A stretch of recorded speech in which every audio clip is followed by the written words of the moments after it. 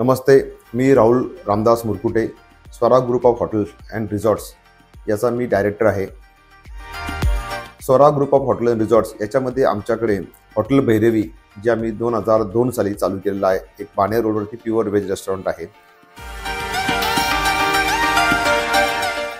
त्याचबरोबरीने मल्हार माची mountain resort हे आम्ही 15 ऑगस्ट 2010 साली चालू केलेलं रिसॉर्ट आहे. भारतामधली सेकंड लार्जेस्ट झिपलाईन ही मल्हार माचीमध्ये आहे आणि ज्याची लेंथ ही 1.5 किलोमीटरची आहे. आणि आम्ही नुकतंच आता मल्हार माचीमध्ये नभानंत नावाने मल्हार माचीचं अपग्रेड व्हर्जन केलेलं आहे, ज्याच्यामध्ये त्याची खासियत अशी आहे की त्याच्या ज्या रूम्सची हाईट आहे ही जमिनीपासून साधारण 40 फीटवरती रूम्स आहेत आणि त्याच्यामध्ये इन्फिनिटी पूल या गोष्टी आम्ही त्या ठिकाणी दिलेल्या आहेत. थर्ड वाला व्हेंचर जे आहे आमचं ते जलसृष्टी आयलंड रिसॉर्ट, जे महाराष्ट्रातलं फर्स्ट रिव्हर आयलंड रिसॉर्ट आहे, जे की आम्ही 1 जानेवारी 2014 रोजी चालू केलेलं आहे. मल्हार माचीची जी जागा आहे ती आम्ही सर्वप्रथम ॲग्रिकल्चरसाठी आम्ही जागा घेतलेली होती. ॲग्रिकल्चर करता करता बाबा असं डोक्यात आलं की ते छोटेसे फार्म हाऊस आपण केलं पाहिजे. फार्म हाऊसच्या संकल्पनेतून हे मल्हार माची रिसॉर्ट उभं राहिलेलं आहे. किंवा फार्म हाऊस करू, मग फार्म हाऊस केलं तर मग इथं आपण जर आलो राहण्यासाठी तर आपल्याला चहा घ्यायचा म्हणजे आपलं सगळं विकत आणायला लागणार. मग भैरवीचा अनुभव आमच्या पाठीशी होता. मग एक छोटंसं आपण रेस्टॉरंट करू आणि प्लस फार्म हाऊस, मग आपल्यालाही राहायला होईल आणि कोणी बाहेर चाललं त्यांच्यासाठी होईल. तिथून आमची मल्हार माचीची सुरुवात झालेली आहे. 3 वर्ष आमची मल्हार माची तयार करण्यामध्ये गेली. 2006 मध्ये प्लॅनिंग चालू केली. 2006च्या मिडलला आम्ही रिसॉर्टचं काम सुरू केलं आणि 15 ऑगस्ट 2010 आम्ही फर्स्ट बुकिंग आम्ही घेतलं होतं. त्यावेळेस मल्हार माचीमध्ये आमच्याकडे सुरुवातीला साधारणतः 17 ते 18 रूम होत्या. नंतर आम्ही त्या 20 रूम केल्या 1 वर्ष 2 वर्षामध्येच. त्याच्यानंतर मल्हार माचीमध्ये सुरुवातीला आमच्याकडे डान्स फ्लोअर किंवा बार ऍक्टिव्हिटी नव्हती. त्यानंतर आम्ही तिथे रेस्टॉरंट बार ऍक्टिव्हिटी त्यामध्ये इन्क्लूड केली. त्यानंतर कॉन्फरन्स हॉल आम्ही त्याच्यामध्ये वाढवला. अशी टोटल 30 रूमची आमची इन्व्हेंटरी झालेली आहे. मल्हार माचीमध्ये आम्ही पेट फार्मिंग केलेलं आहे. ऑलरेडी आम्ही शेतकरी कुटुंबातले आहोत, त्यामुळं गाई हा आमचा अगदी जिव्हाळ्याचा विषय आहे. मल्हार माचीमध्ये गाई ऑलरेडी आहेत. आमच्याकडे साधारणतः आमचं घरचं साधारणतः 120 लिटरचं दूध आमचं स्वतःचं आहे. त्या दुधामध्ये आम्ही बाय प्रोडक्ट जे आहेत तिन्ही हॉटेलला लागणारे स्वीटसाठी आम्ही ते दूध वापरतो, चहा कॉफीसाठी ते दूध वापरतो. त्याचबरोबर आम्ही त्याचं घी आम्ही देखील त्याचं तयार करतो. मल्हार माचीमध्ये आमच्याकडं एक 2 एकरची देवराई आहे आणि तिथे शेकडो वर्ष जुनी झाडं आहेत. ती देवराई म्हणजे महाराष्ट्रामध्ये आज फार कमी देवराई शिल्लक राहिलेल्या आहेत. अशा देवराई आम्ही सांभाळलेल्या आहेत. त्या देवराईमध्ये तुम्ही अगदी उन्हाळ्यात जरी बसला तरी तुम्हाला थंडी वाजते, एवढा आम्हाला कॉन्फिडन्स आहे. त्या देवराईमध्ये आम्ही तुला केव तयार केलेली आहे, ज्या ठिकाणी आपण जाऊन मेडिटेशन करू शकता. त्यानंतर मल्हार माचीचं सेकंड ॲडव्हान्टेज म्हणजे नेचर सफारी देतो. आमचा पहिल्यापासून मानस एक आहे की आपल्याकडे येणारा जो कस्टमर आहे तो आपलं नेचर पाहून येतो. तर आम्ही आमच्या टीमला कायम ते सांगतो की आपल्याला नेचर सांभाळणं हे खूप गरजेचं आहे आणि हे नेचर ही आपल्याला देवाने दिलेली नैसर्गिक संपत्ती आहे. ती आपण आपल्या पुढच्या पिढीसाठी सांभाळून ठेवली पाहिजे. पुढच्या पिढीला आपल्याला ती हँडओव्हर करायची, ती आपली मालकी नाहीये. त्यामुळे देवराई गार्डनला ऑक्सिजन पार्क या नावाने संबोधित करतो. त्या ठिकाणी तुम्ही गेले की तुम्हाला एक हलक्या हवेचा आनंद त्या ठिकाणी नक्की मिळेल.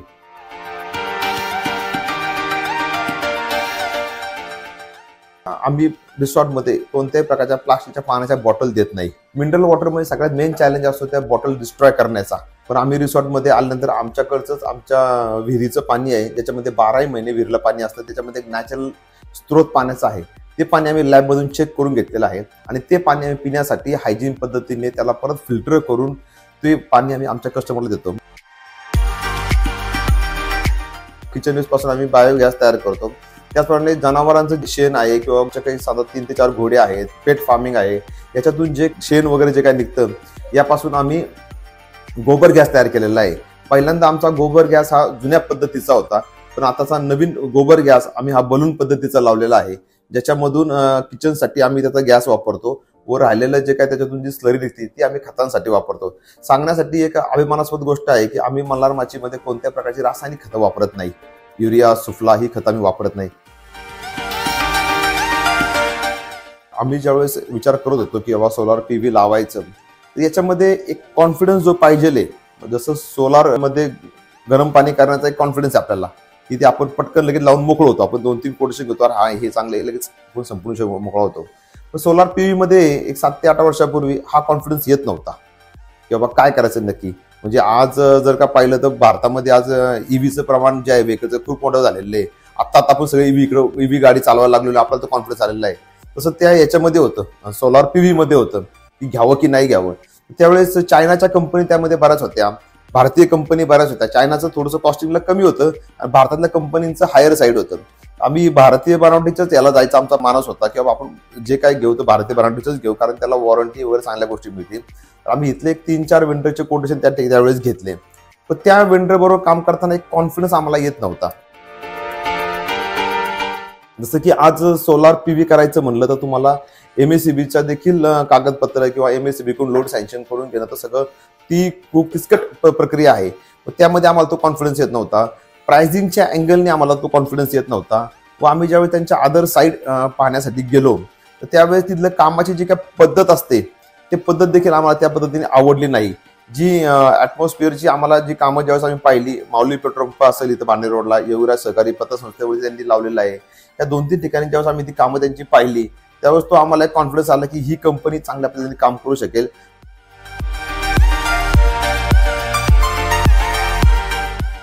ज्यावेळेस ॲटमॉस्फिअरला काम दिलं, कुठल्याही प्रकारचं आम्हाला काहीही पाहायला लागलं नाही व ॲटमॉस्फिअरने आमच्या मल्हार मातीमध्ये 80 किलोवॅटची सिस्टम त्या ठिकाणी चांगल्या पद्धतीने लावली व आज आम्ही ती चांगल्या पद्धतीने ॲटमॉस्फिअरची ती सिस्टम आम्ही चांगली वापरतो आहे.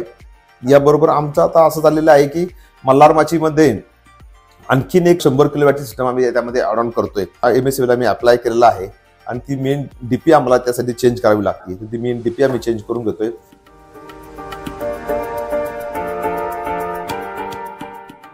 जलसुट्टी रिसॉर्टमध्ये देखील आम्ही ॲटमॉस्फिअरची सिस्टमचं आमचं ऑलरेडी काम चालू झालेलं आहे. ते देखील आम्ही साधारणतः एक 45 ते 50 किलोवॅटची सिस्टम त्या ठिकाणी लावतोय आता सुरुवातीला, कारण तिथे डीपीची कॅपॅसिटी आमची छोटी आहे. भविष्यात देखील तिथे देखील आम्ही वाढवणार आहे.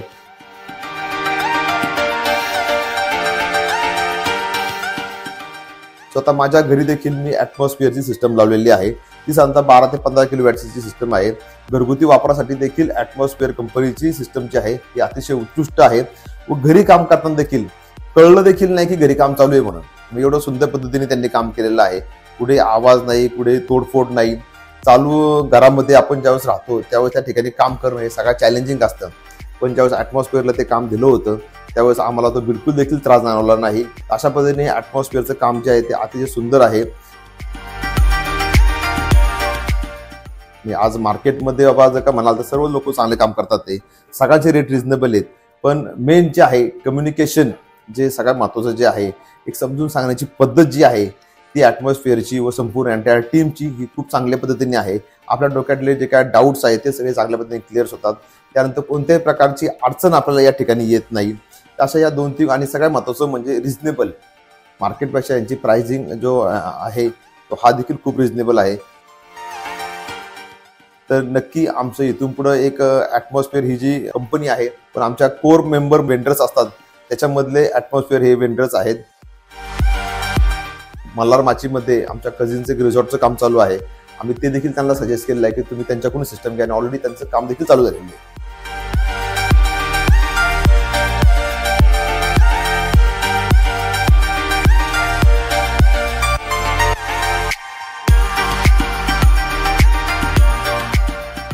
स्वरा ग्रुपचं आता येणाऱ्या वर्षभरातलं विजन असं आहे, इथून पुढे पाषाण सूस रोडवरती एक नांदे म्हणून गाव आहे, तर त्या ठिकाणी आम्ही रेस्टॉरंट, बार आणि बँकेट हॉल याचं प्लॅनिंग करतोय. आणि त्या ठिकाणी आमचं जे रेस्टॉरंट असणार आहे हे थोडंसं वेगळ्या पद्धतीचं असणार आहे. आज पुणे शहरात म्हणलं तर भरपूर सारे रेस्टॉरंट आहे. आज स्वरा ग्रुप जो आहे हा कायम आणि इथून पुढे भविष्यात देखील हा निसर्गाला सांभाळून काम करणारा ग्रुप आहे. आमचं जे काय रेस्टॉरंट असणार आहे हे झाडांमध्ये असणार आहे, हे ओपन असणार आहे, त्याच्यामध्ये चांगली पाण्याची वॉटर बॉडी असणार आहे, ज्या ठिकाणी आम्ही पूर्ण नेचरला कनेक्ट करणारं रेस्टॉरंट या ठिकाणी बनवणार आहोत.